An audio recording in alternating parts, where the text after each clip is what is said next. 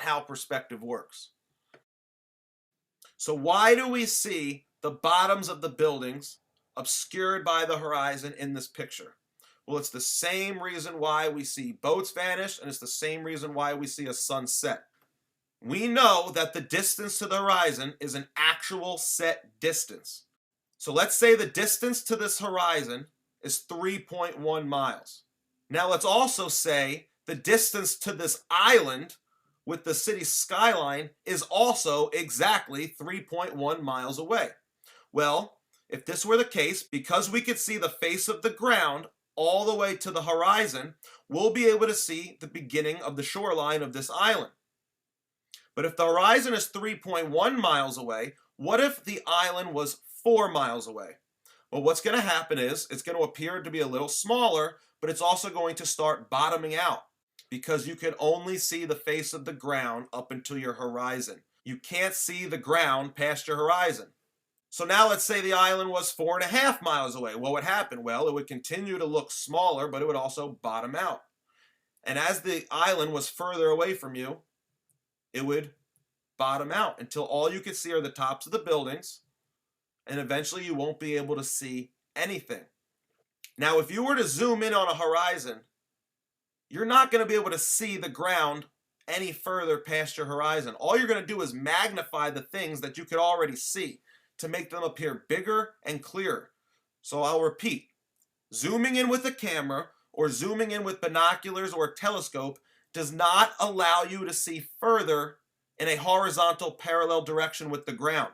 All you'll be doing is zooming in on your already existing horizon, making things bigger and making things clearer.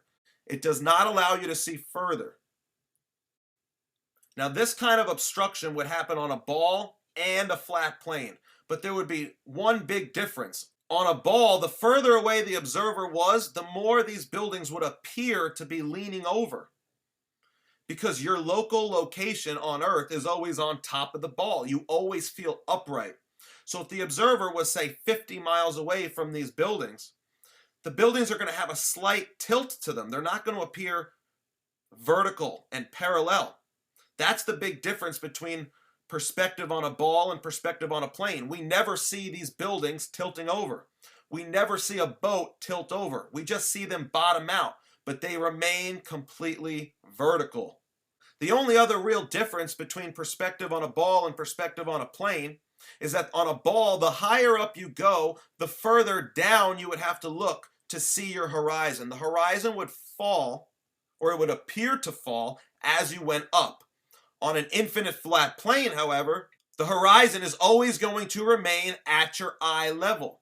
And in reality, we know that the horizon always remains at eye level. So reality matches up with the perspective optics of a flat plane, and it does not match up with the perspective optics of a round ball. So as you can see, these objects in the distance aren't leaned over, they're not slanted, they're just obscured by the horizon because they're a further distance away than the horizon is, so they appear to bottom out. They're not leaning over. Okay, so as we zoom out, guess what? We have the same horizon.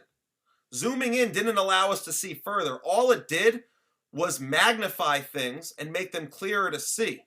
Things we could technically see with our human eye if our eyes were good enough to see that far. Learning perspective really is the most important thing to realize you live on a flat plane. So many of my commenters and so many of my globe Earth defenders